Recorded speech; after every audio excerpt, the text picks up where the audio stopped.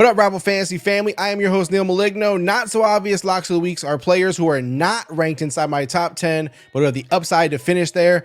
I keep these episodes quick hitting. If you want longer or interactive content, then subscribe to the channel. Catch our weekly live episodes, including our Start Sit Advice show every Sunday at 11:30 a.m. We stream live. We answer your questions. Tune in. Whether it's on purpose or not, the Cardinals have still not announced anything on when Kyler Murray will return. Meanwhile, although the team's record isn't great, Joshua Dobbs is quietly the quarterback 16 through 4 weeks. He's getting a better grip on the offense and seems to be growing a connection with the talented rookie wide receiver Michael Wilson. With 141 rushing yards and a rushing touchdown, he is raising his floor by making himself more than just a passing quarterback. In week 5 versus the Bengals, Joshua Dobbs is my not so obvious lock of the week at quarterback. Breece Hall was really looking great as a rookie, then he tore his ACL, and we all wonder what his return to football would look like.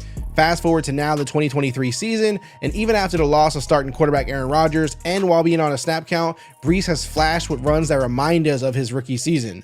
The head coach has now announced that Breece is no longer under a snap count, just in time for a mouthwatering matchup versus the Broncos. I fully expect Hall to smash the Broncos defense with his explosive running style, which makes him my not so obvious lock of week 5 at running back. Romeo Dobbs is playing a weak Raiders secondary that is also dealing with injuries. He's currently wide receiver 16 in PPR scoring and has 12 and 13 targets in his last 2 games. Jordan Love targets Dobbs in the red zone, and I do believe the loss of Watson to start the season likely helped Dobbs build a better connection with Love. I expect a high score in week 5 for Romeo against the Raiders defense that has been giving up big plays to wide receivers all season long, making him my wide receiver not so obvious lock of the week.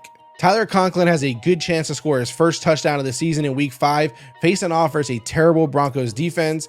Since week 1, Conklin has had a consistent amount of targets. What he's done with them currently has him sitting at tight end 17.